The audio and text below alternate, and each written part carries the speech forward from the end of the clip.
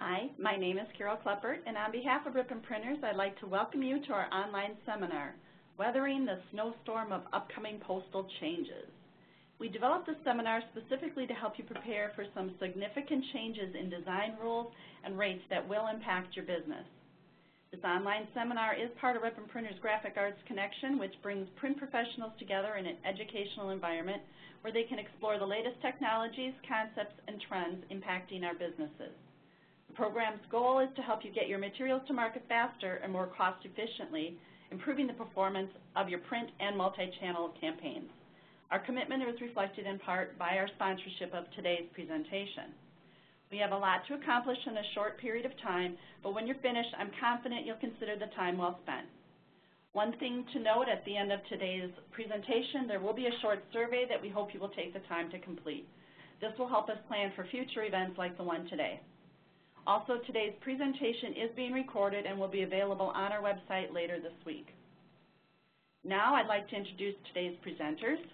Our first speaker, Jerry Eiler, helps oversee the pre-sorting, inkjet imaging, and mailing of more than 100 million catalogs per year. He's one of our mailing and distribution experts and brings years of experience and a wealth of current knowledge to the topic. Complementing Jerry, both in today's presentation and in supporting your mailing needs here at Ripon Printers, is Diana Ohm. Diana supervises mailing operations and the list processing team, in addition to serving as a mailing liaison among Ripon Printers customers, sales representatives, and the USPS. I'm sure that a number of you have sought Diana as a counsel on postal issues and know that she is a knowledgeable veteran of postal affairs. Together, I know Diana and Jerry will deliver the information you need to navigate through the latest rounds of postal changes, and of course, they're available at the end of the webinar as well as offline to answer any of your questions. I would now like to begin the seminar by welcoming speaker Jerry Eiler to the Graphic Arts Connection. Jerry? Thank you, Carol. We'll get the mouse thing working again. All right, next slide. I want to thank everyone for coming and attending this. We're at a point in the postal history I'm calling the Great Postal Snowstorm of 2012 because that's how it's feeling to me. The picture on the screen, we're in Wisconsin here. We're looking forward to a winter coming with a bit of snow, and it's always kind of a mixed emotional thing. It brings feelings of fear a little bit that we're going to have to deal with this stuff. But we also know that with proper planning and preparation, we can get through the winter. So, items we're going to cover today are postage rate increase. Second topic is folded self-mailer changes, package service parcels, and lastly, we'll touch on changes to the USPS delivery. So let's start with the postage rate increases. I think that's the most immediate thing. Most of you should know that if you pay attention to the news at all, that effective on January 22nd, 2012, postage rates will be increasing. The rate increase is based on the Consumer Price Index. And there was a legislation passed in 2006 that limits the postage increases to the Consumer Price Index.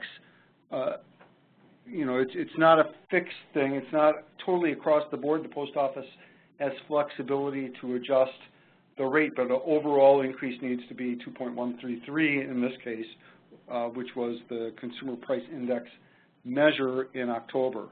It's an annual event, happens once a year. This year it's happening a bit earlier. Last year it was May.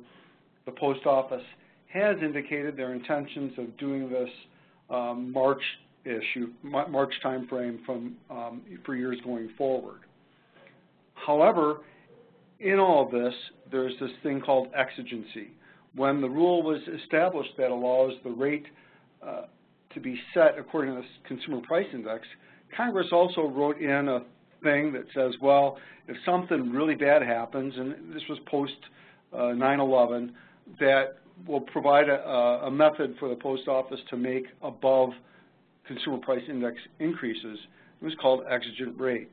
And if you remember, it was 2 years ago that the post office filed for an exigent rate increase, and it was denied by the Postal Regulatory Commission.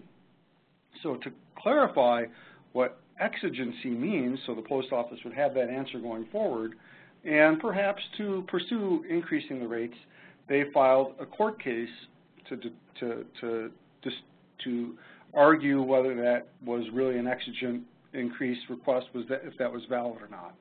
So that case is still in the courts and still pending. There is a movement about within some of the user groups, postal user groups, to have the post office retract that, but there's also a push from Congress and some other ups to continue with this. Our fear is that not the post office is going to take the exigent case and apply it. The post office has said they don't want to make those increases, but my concern is that Congress will see that the exigent rate case has been approved and push the post office to implement it. There's a lot of politics that goes on behind the post office rules, regulations, and postage increases.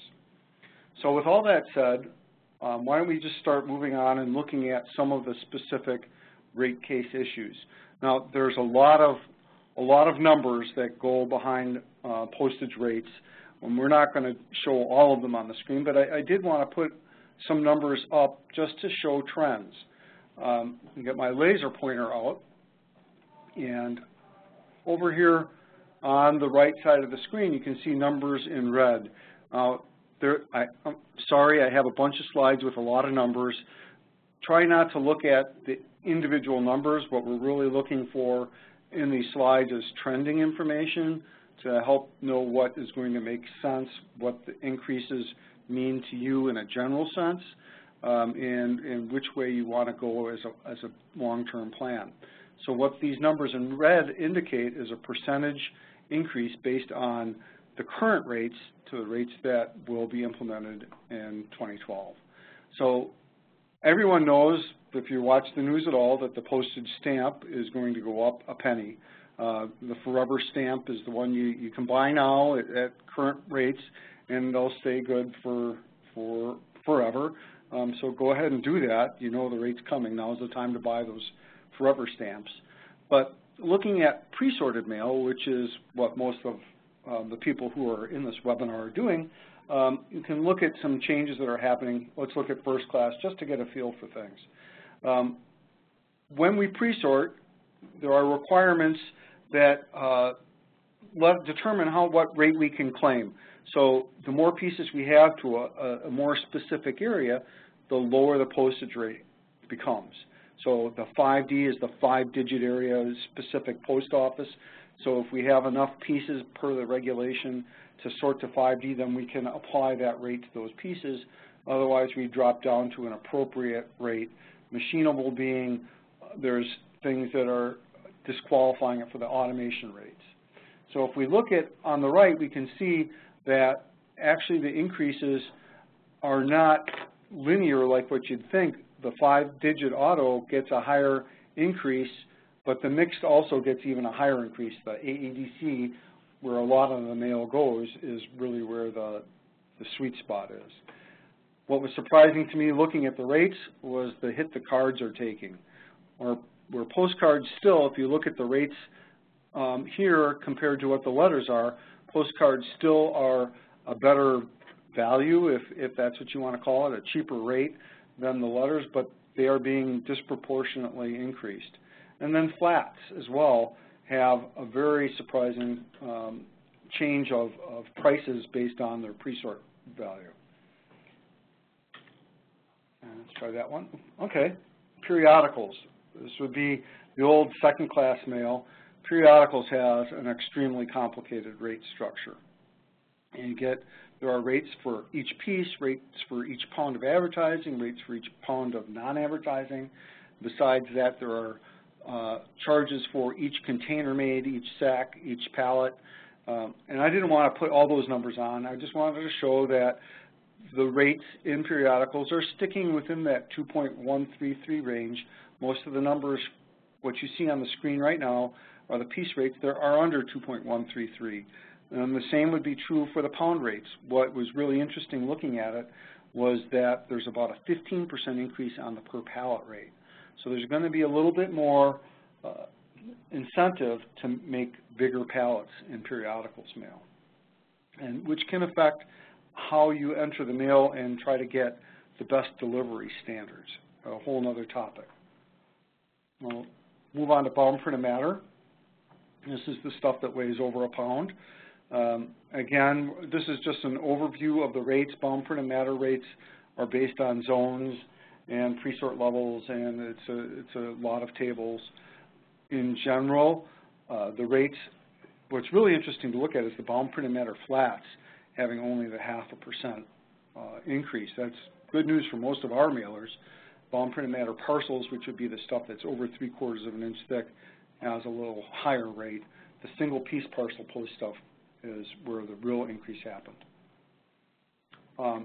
And now this is where really for Ripon printers the rubber meets the road. Standard mail is what we do here, most of us, what our customers are doing.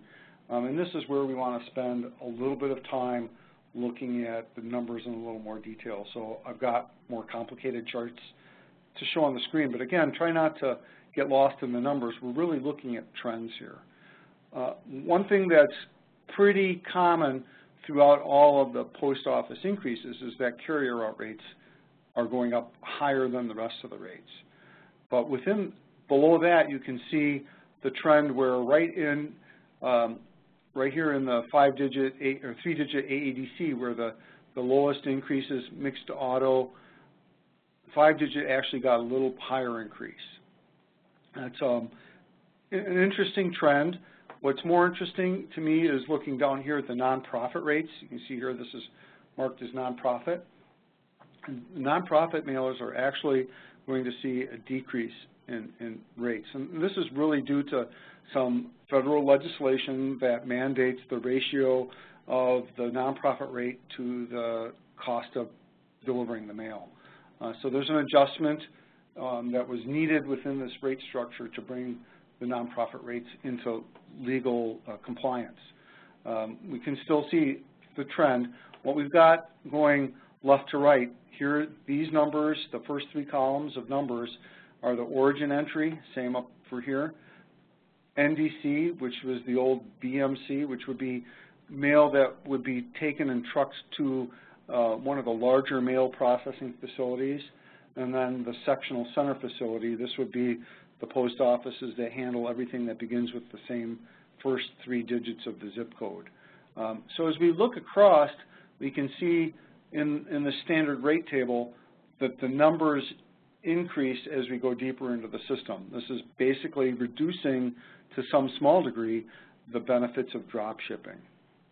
And this trend also applies, for the most part, down here. It's not as much. You can see that the discounts are actually sometimes higher in nonprofit, but for the most part, our mailers are going to see some slightly less benefit in drop shipping.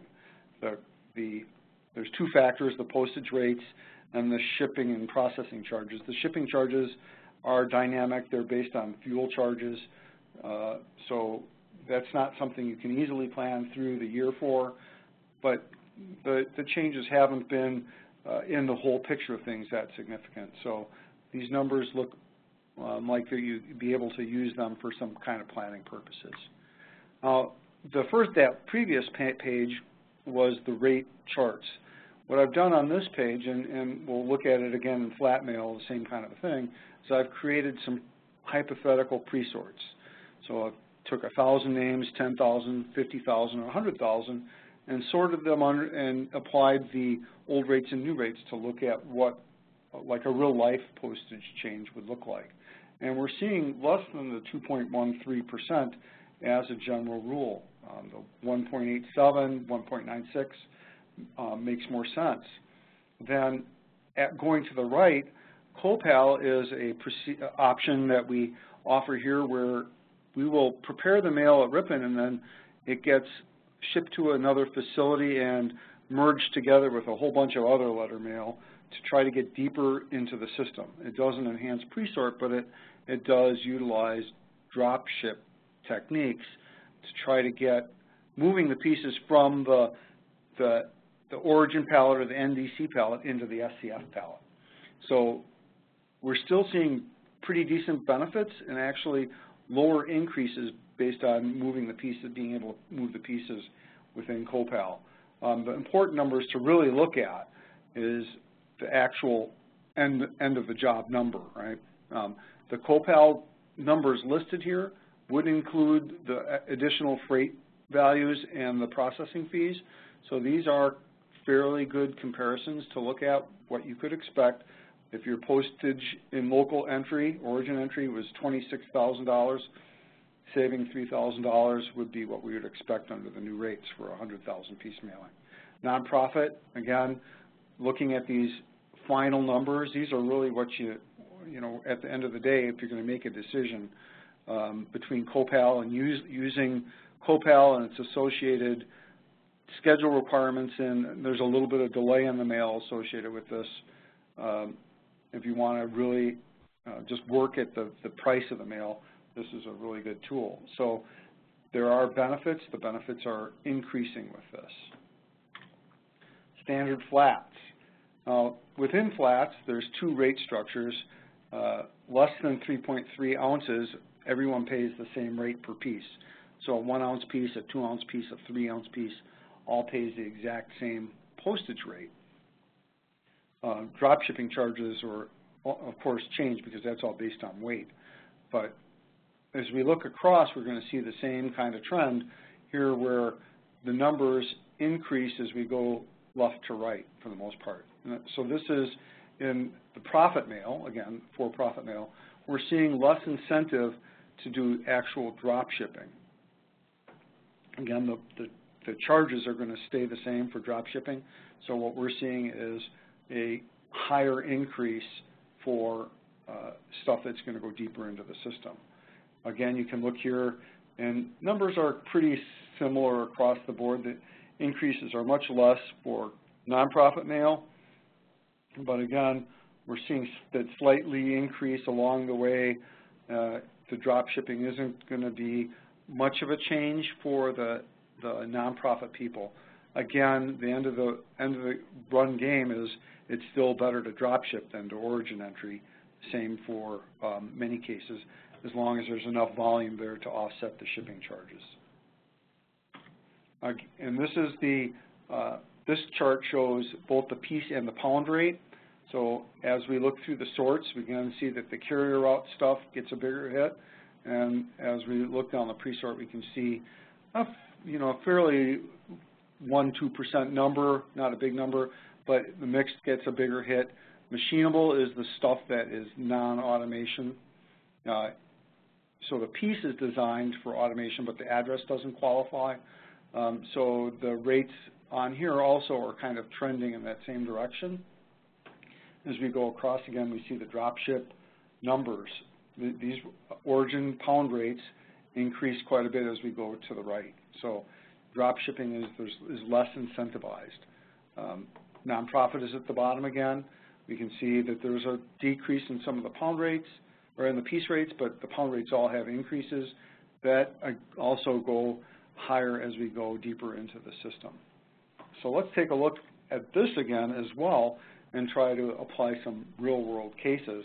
These are similar pre-sorts. Of course, flat mail sorts differently than letter mail. You end up with more pieces in higher rates very quickly than with flat mail rather than letter mail. But so here we're seeing a bit higher increase in the flats than we did with the letters. We see again the trend. Because this is weight-based, I've got sorts based on the weight of the piece as well, so we can kind of try to look at if the heavier piece or the lighter piece, who's going to fare the best in this. And the 3 ounce and is the best rate. The 15 ounce has the second best rate. As we zero into 6 ounces, we're seeing pretty much across the board the highest increases in the 6 ounce rate. And we can look at the quantities and see that as we go down this chart and we get to bigger quantities, that the rate decreases with a larger quantity.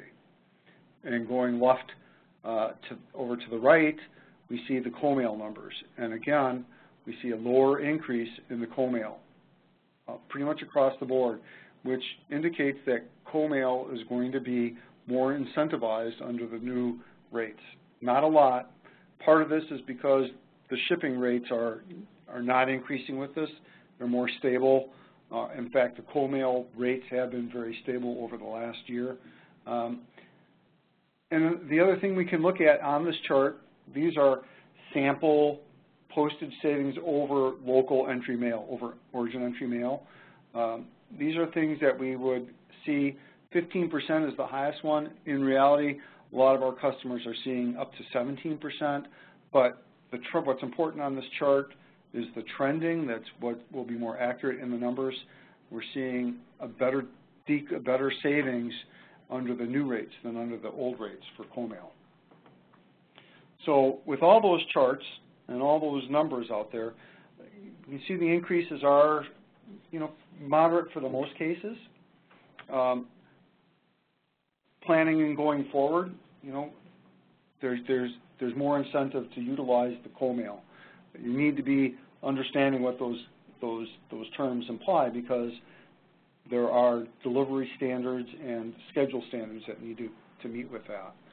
In nonprofit mail, we're seeing the same kind of trends that we saw in the previous nonprofit. There are rate increases in the flat mail across the board for nonprofits as well. No discounts, no decreases, but the increases are much smaller. So those guys got good news, good for them. So within the rate case, I'm sure there's lots of questions about specific jobs. We're happy to address those on a case-by-case basis. Just let us know what your questions are. We'd be happy to look at it. Now, there is another factor in a lot of these issues. The rate case that's listed are specifically the postage values. There are some other things that will have an effective rate increase. One of the important ones is something that we really want to put out there and make everyone aware of. There was what I was always calling the flat exception. Mailers who had a piece that was otherwise a letter-sized piece, so it would be under 6 1/8, under 11 1/2, and under 1/4 inch thick, that had not complied with one of the automation requirements, and I've listed a couple of them below the 3-ounce rule. So if you were in the small size and your piece weighed over 3 ounces, we have customers that have done that they didn't want to have the address running the long way. It was running perpendicular to the spine, or they didn't want tabs on the piece. Rather than moving the piece into the non-machinable letter rate, we were able to transfer them into automation flat rate, which is higher than the letter rate, but it mitigated some of the price increases.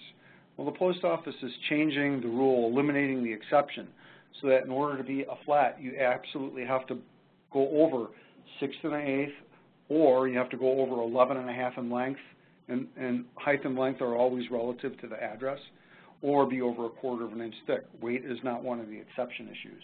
Being over 3 ounces does not allow you to move into flat. So if you're the small size piece and heavy or address orientation, and you maintain that now, you will pay the non-machinable letter rates. And I still have my laser thing going, so that'll work good for this next screen. What I'm showing here is the proposed rates, or the future rates this is the automation mail rates. So if you're mailing automation letters, 5-digit pieces, they pay 24 cents.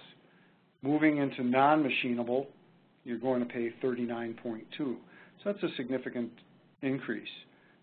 When we look at the auto flat, well, the 5-digit auto flat is 35.3.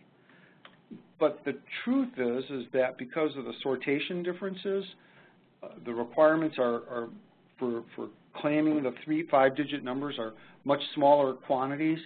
The effective rate becomes more something like what I'm showing on the screen now, where rather than comparing the 392 to the 353, we're comparing 54.2. So these pieces that would have moved to 26.2, we would have moved to close to the 35.3 before, are going to go up to 54.2. And a lot of the mailers, until you get into the hundreds of thousands of pieces, you don't get 5-digit in letters. So this is a concern. If you were in that range where you're using the flat exception, it's going to go away. You need to talk to your printer, your producer, your customer service rep about which way you want to go, either to plan to pay for this or to avoid it. So moving on. I've got this great picture. Well, in the wintertime, you know, you're living in Wisconsin, it's going to snow. You got to be ready for it. One of my activities is skiing. I actually ski patrol. And the important job is, you know, from the outside look, is to get the hurt people down the hill. So if you're seeing this view, you made a bad mistake on a ski hill, this is not where we want you to be. In my mind, the ski patrol's main function is to prevent these injuries. So what we want to do in going forward is talk about some things that are coming up in the future that require you to plan, so you're not on the toboggan, that you're skiing down the hill on your own.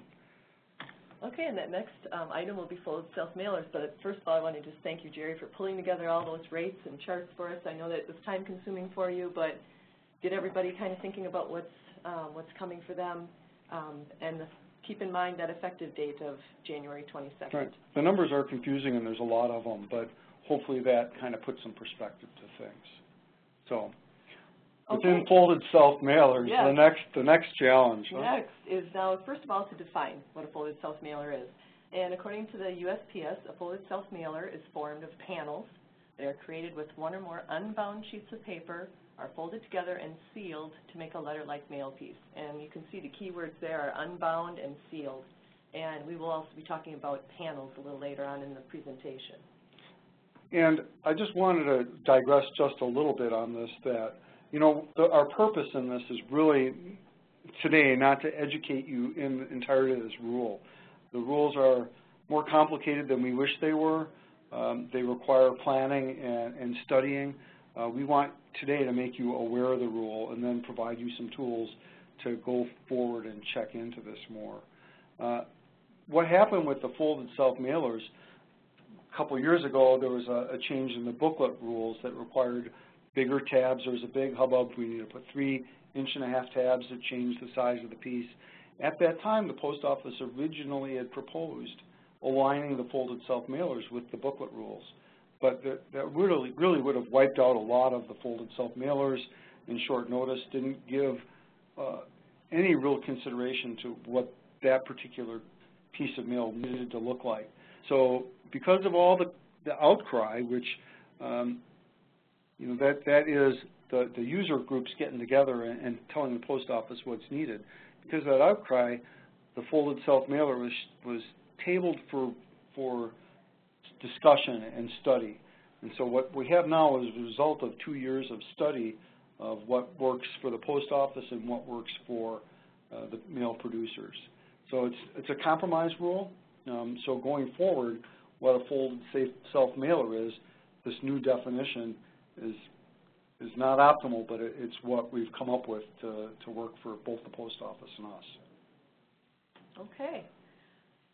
Here on this slide, we're just kind of trying to get you in the realm of thinking how letters can be mailed. There are really 3 main ways that a letter can go through the postal system. First of all, the left-hand image you can see is an envelope. It can be enclosed in something. Second image in the center there is just a sample of a folded self-mailer.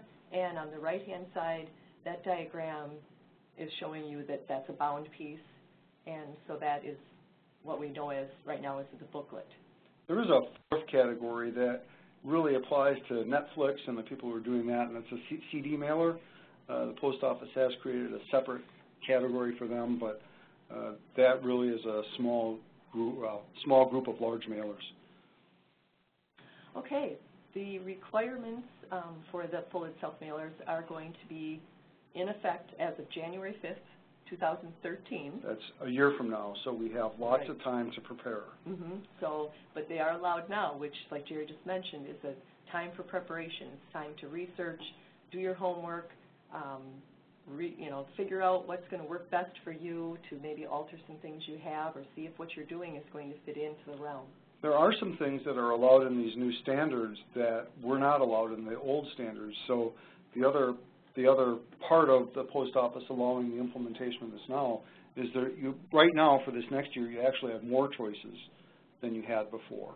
So for the next year, you can still do what you were doing, but we really encourage you to start looking at this and making plans for how you're going to comply on January 5th. Here we are with some of the data now, just kind of a little bit of a data dump here. These are the specs for folded self-mailers. They can be 3.5 by 5 to 6 by 10.5 inches. That's correct. And this is the first significant change. There are two big changes in the rules. One's the paradigm of panels. The other is this reduction in size. You used to be able to be 6 1/8 by 11.5. So there's a reduction in the size that you're allowed to be. The minimum thickness is 0.009, and then with these a little bit smaller pieces, you can be a little bit lighter weight at the 0.007.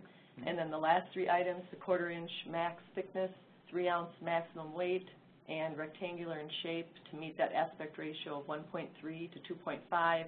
Those last three items are already in effect. Right. Now. These are the rules that have been in effect for a long time. Okay, now what is a panel? The definition here is the piece is folded. The number of thicknesses of the paper is the number of panels. So then you look at how the paper is folded. The first example is a single sheet folded in half makes a bifold. You take that same single sheet, fold it in thirds. It's a trifold, which we kind of know as a letter fold in the industry right now. And then you take a sheet and fold it in half, and then in half the other direction. That creates 4 panels, which now would be called a 1/4 fold. Understanding what a panel is really important into being able to implement the new regulation, the new standards for folded self-mailers. This is a critical part because there is a limitation in the number of panels that are allowed. So folding in half here creates 2 panels. There's 2 thicknesses of paper after the fold. There are going to be also limitation requirements. This shows the address running parallel to the fold with the fold at the bottom. This is a requirement under the new rule. In the old rules, we could put 2 tabs on the bottom edge and mail it, or 1 edge on the top. That changes in 2013. On this slide, we're showing the trifold.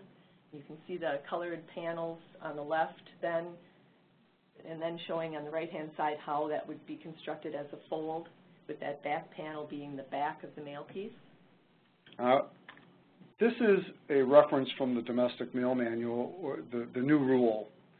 And so the number 201.3.14.3 is the domestic mail manual reference, and this is the literal text of it. The final folded panel creates the back or non-addressed side of the mail piece. The open edge has got to be at the top, and C reiterates that the final fold has to be at the bottom unless it's prepared as an oblong. We'll look at that in a second. So coming back to this trifold piece, according to the rule, the final fold is the back non-addressed piece that limits you to one side where you can put this address. So watch your design, plan for this. This is part of the rule. There is another thing that we're going to bring up in a little bit called flaps that kind of confuses this issue, but for the standard folded self-mailer and the trifold configuration, this is going to be the way the address has to be laid out. Here we have an oblong fold, and it is showing in the diagram the fold being on the right-hand side, and then the open edges on the left, which then would have to be enclosed by tabs or glue strips. And just to let you know that right-hand side is where the fold is. The reason why the post office always sets things up on the right-hand side as the folded edges is because that's the lead edge, what they determine the lead edge, going through their USPS equipment first. So they want that smooth and flat and as sturdy as it can be so that it holds up in their equipment, in their system. Okay. There's a 1/4 folded piece. This is made by folding a sheet in half and then a sheet again in half on the opposite direction. The requirements will be that secondary fold, the first fold, end up to the right of the address. So the way it's presented on the screen is where the address has to be. It can't be on the opposite side of this piece. It needs to be so that the final fold's at the bottom, the secondary fold is to the right.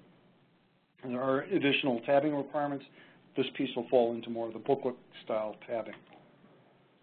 Now your panel maximum is 12, but there is an exception to that with the 1/4 folded pieces. If they are on 55-pound or greater newsprint, they must have at least 8 panels, but they may have up to 24 panels.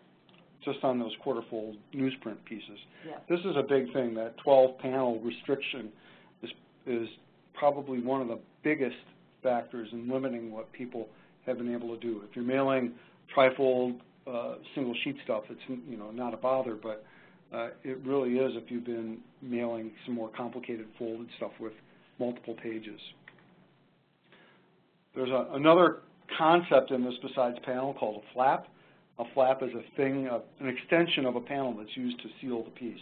Or it could be an extension of a panel internally that is used to secure an enclosure. So flaps are not panels, they're extensions of panels. And it's used specifically to close the folded self-mailer. This is a diagram that we pulled out of a technical sheet that the USPS has put out, and it really is going to be helpful for design purposes. What we really wanted to kind of point out in this slide was in that middle section there, looking at the flap information. That is showing the non-addressed side of the piece. So just keep in mind that's the back of your mail piece. The maximum, or excuse me, the minimum that first diagram is showing is 1.5 inch. It has to be a minimum of the flap that's coming down from that top. The second diagram is showing that the flap coming down from the bottom, it can be no closer than 1 inch to the bottom of the edge. And the third diagram is die cut. That is also allowed. Yeah. That needs to be 5-inch minimum. This is the oblong piece. And then the last one is when it's like a partial. Which is also an oblong. This is a flap. Yes. And so watch the limitations if you're going to use flaps. Right? The pieces have to be sealed, much like letters have always been required to be sealed. We had tabbing requirements in the past. Some gluing was allowed. Tabbing and gluing continue to be both allowed. The change with tabbing is perf tabs are no longer allowed. So this effectively removes the ability to use clear tabs. Clear tabs are clear plastic. Putting clear plastic without a perf on a piece is essentially sealing it with Scotch tape. It means you're going to tear the piece apart to get into it. I mean, clear is allowed, but they cannot be perfed. The other thing is with the weight of the piece. You have to consider now how heavy the piece is. When you have pieces up to 1 ounce, you need to use at least that 1-inch size tab, but over 1 ounce, you need to use a 1.5-inch tab. And I just want to reiterate that the open edge of the piece has to be at the top of the mail piece. We no longer can put tabs on the bottom edge. Another sheet off of the folded self-mailer technical reference, and we'll give you a link to this later on. This is a document I would strongly suggest anyone who's designing folded self-mailers get a copy of this.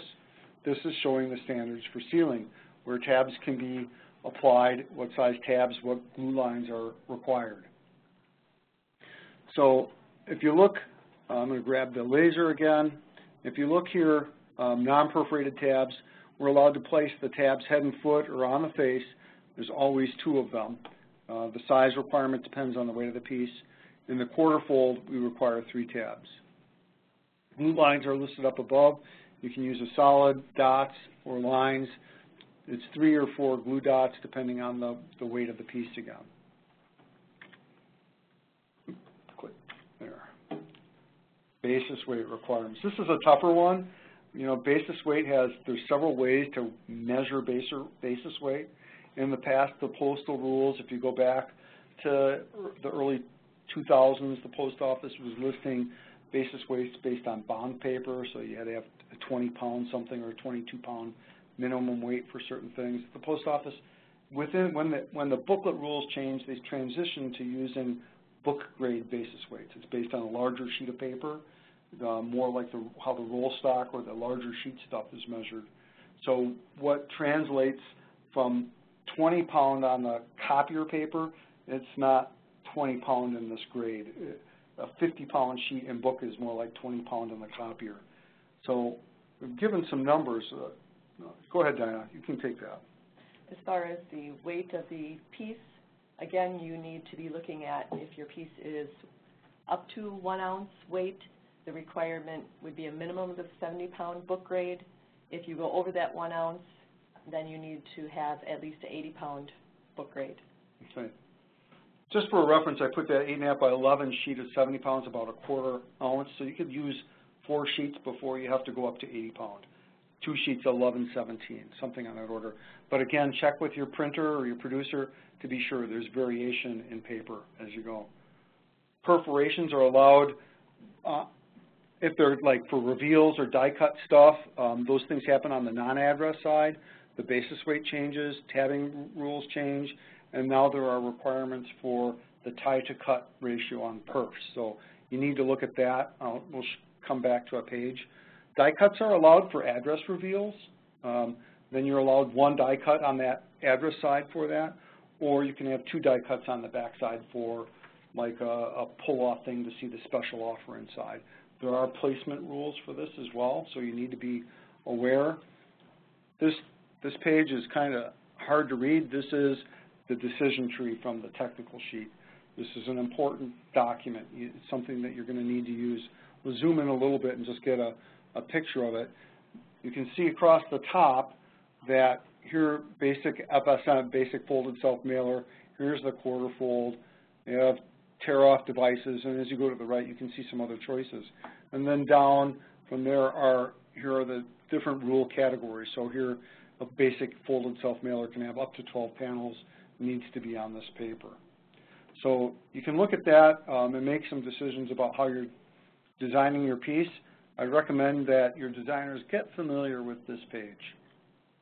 Here's another page, also in that document, and it is by no means all of the options that are available for folded self-mailers, but it gives you a real good idea of things to think about, see where your piece might fit into the realm of things, and just give you an idea of what some of the options that you have are out there. But don't let this limit you. You know, there are other designs. This does show tabbing replacement requirements and things like that, where the die cuts can be. So this is a starting place and a good guide for your designer to get an idea of what, to make sense of these rules. Inserts are allowed. You can have loose pieces that are not loose, secured. They need to be secured.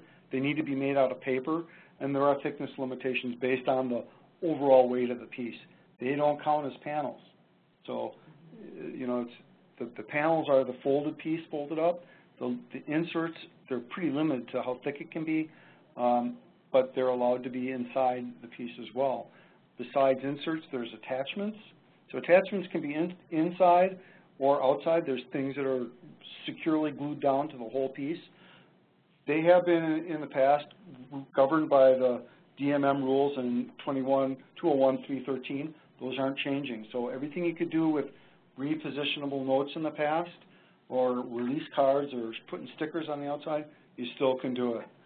There are some restrictions on the thickness of internal attachments.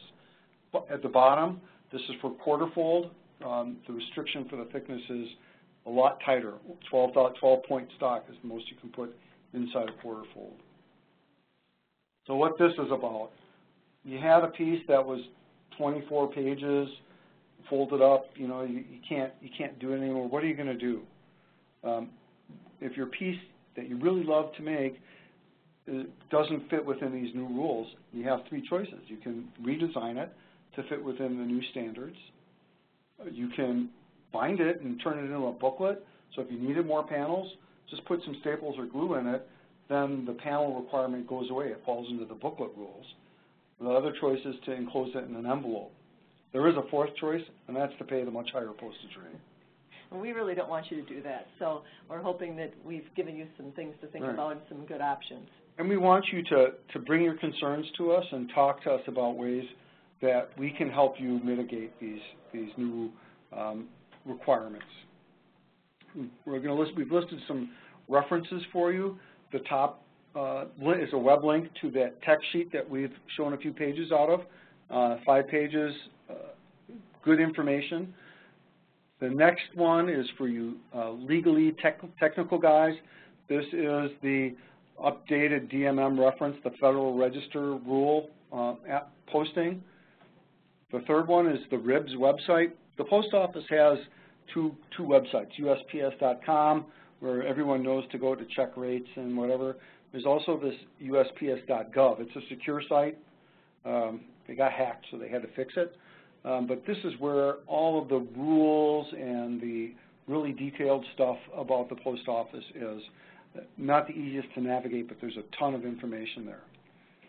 The two bottom ones are samples, postcom.org and catalogmailers.org. I would encourage everyone to be a member of a user group. Your voice to the post office as an individual is a little squeaky, hardly heard noise, but as a group you can have a voice.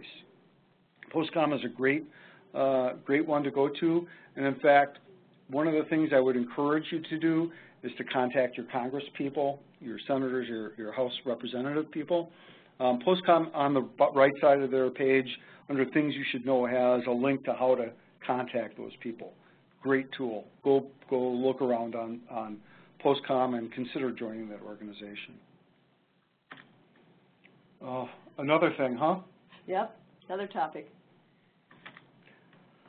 So this is another rule change that effectively the rule is supposed to be implemented July 22, or coming up in the next month, but they kind of neutered the rule until July 2nd. So the rule exists, but there's no penalties. But what it's requiring is anything that's a package service piece, anything that's over a pound, or anything that's over a parcel that's over 3/4 of an inch thick. So all of those pieces, where we used to print the postnet code or the IMB code that you're familiar with, this one, those no longer are allowed. This is the barcode that will be required in order to just even claim pre-sort rates. So if you don't have this barcode on the piece, you can't even claim pre-sort. You pay single piece rate. This is pretty close to relatively in scale. So this barcode is about 1.25 inches tall, 4 inches long. It's going to take up a lot more real estate. You still need the address with it. So we're talking a little over 2 inches vertical space, 4.5 or so longitudinally to have your address information. You'll need to leave room on the piece. We are still working out with different technologies we're using to print this. We have some solutions, and we're working at even better ones to be more efficient. But if you are one of those people who are mailing things that weigh over a pound, you're going to need to leave a bigger address area. And like Jerry said, they are putting the rule in effect or implementing as of January 22nd, but actually not enforcing until July 2nd, approximately. Correct. One other topic that we want to touch over briefly in the last minute we have here, and that's the delivery standards. There's been a lot of stuff in the news. Diana just got an update from our business service representative about the use of in-home dates. Right, and they were explaining, and they said effective immediately that they are not able to recognize those in-home requests that are a lot of times printed on a piece. You might have, for example, something printed on your piece. Like, please, postmaster, deliver by Christmas. Yes, yeah. Or deliver between, December 15th and December 18th. But what's happening is the Postal Service is a lot more automated. They have a lot more equipment, that their mails and their sorts are being put into postal carrier order, and the carriers are not manually looking at those pieces. So most of the time those messages aren't going to be seen. And the other impact is just the efficiency and the cutback in workforce, and that's where a lot of that equipment comes into play. So what they've said is basically it's going to be mail first in, first out. Right. Of course, they give priority about class of mail, first class, periodical, standard mail, and then package services, and then start over in that same sort again. And so in some respects, it could be a little bit more fair. The way the mail comes in, timing-wise, will be the first mail in, the first mail out, but it will have some impact on customers where the post office was maybe able to help out with that to some degree. Delivery standards have been in the news a lot, too, and post office closings is a big thing. The post office has been planning for a long time to reduce their structure because they have to. The volume is gone. They can't support the infrastructure that they have now. And it's going to affect all of us in closings of local processing centers. There's a lot of news about what's going to happen to the delivery statistics of the mail. And it is a factor for first-class mail. We just lost our local Oshkosh sectional center facility, everything's moved up to Green Bay. So stuff that we lick the stamp and put it in the mail has to go all the way up to Green Bay before it can get delivered. It's going to take an extra day. Our bulk mail that we produce heads straight to Chicago. It's really not affected by these delivery standards as much. Post office does have a lot of problems right now being consistent with delivery. That's like everyone's main complaint about the post office. We'll see how that pans out as things kind of stabilize going forward. So with all that, I just wanted to leave this one picture. This is a vacation shot, and winter's over. You know, the summer is coming. As much as all of this looks confusing and complicated, it's something we all can get through and make the best of it, and we'll end up sitting on the beach at the end of this, enjoying ourselves. Just take a minute and rest and breathe and relax in this one. So we want to thank you very much for coming. We got Carol coming back. Are there any questions, Carol, that we can answer? Well, first of all, I want to thank Jerry and Diana for the presentation and say, wow, what a lot of information. If you wish to contact either Diana or Jerry, the information is shown there, or you can contact just the General Ripon Printers. And before we get into the questions, I do again want to ask you to remember to fill out the survey at the end of the presentation so we know what topics we can work on next time. Okay, we can start with some questions. Will there be changes in bulk nonprofit? Absolutely. The rates are changing across the board. Everyone's got a slightly different overall. It ends up 2.133.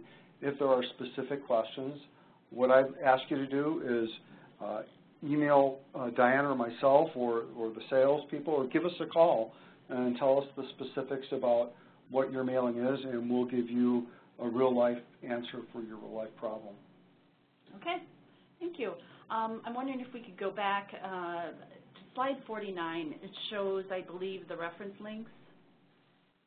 Here we go. That you kind of went through quickly, so if people want to jot those down again. Well, we'd be happy to leave this on the screen while if there's any other questions that we can answer. Okay. Let's see. Can I find out the rate changes for my mailing list? Like I said, answer the same kind of answers for the bulk nonprofit question. Okay. What we'd like you to do is give us a call, whether you're a customer or not. You know, we'll try to answer your questions, but we'd like to deal with that on a specific basis. There's just the rate tables are very complicated. There's a lot of different numbers. Trying to present them all it would just really mush everyone's brain. So I'd rather give you a real life answer. I'd rather give you a real life answer for your real life problem. That makes sense. I don't want to have mush. How do I know what basis weight I'm using for the stock on my folded self-mailer? Good question. You know, that's something that you need to check with your printer about, what kind of paper grades that you're using. That's a real production oriented question, and something that you always should be talking to your mail producer about. If you're printing these things yourself, like I said, 20-pound bond is like 50-pound book grade. There are some online tables that you could Google basis weight up and look at that. The 70-pound is really about 28-pound equivalent then bond. So you can use those numbers to try to figure it out, but the best thing is just to talk to your printer. They're there. They should be there to help you. You should expect that from them. And we're hoping that some of the information we gave you today will give you some intelligent questions to ask that person that you're working with, and so that you're both on the same page and you're getting the correct information for what you need to get your mailing piece through the system in an automated fashion and the most efficient and cost-effective way. Okay, I think we have time for one more question. Regarding business mailers, my understanding is you will be able to send a second ounce of mail free starting January 22nd. Will let firms stuff more advertising and other material into their postal first-class mail. Can you touch on that? Well, that's true. Much like within the letters, everyone under 3 ounces pays the same rate. What's happened in the past with first class is there was an ounce rate, and then you would start paying additional. Well, the post office effectively on the 22nd has extended that beginning rate up to 2 ounces. So the up to 2 ounces, you get the same equivalent 1 ounce rate. So again, if there's a specific job that you're asking about, those are things we want to handle on a case-by-case basis. But that is a definite factor that's playing into this, is the second ounce is free, or, you know, same price. Nothing's free. Not with the post office. Okay, well, looking at the time, it looks like we're near the end of our time allotment. I want to thank our speakers again, Jerry Eiler and Diana Ohm, for their informative presentation. I think we all learned a lot about how to deal with the USPS changes. We want to personally thank everyone who's on today for attending. I know it's difficult to break away from your normal workload, even for an hour, but I hope we provided information that will make your job easier and your mail distribution more efficient and trouble-free. I did want to, again, let everybody know that there will be a link to this presentation on our website. If not tomorrow, then probably early next week, so you can listen to this recording again. And enjoy the rest of your day, and happy holidays. And we hope you join us again. Thank you.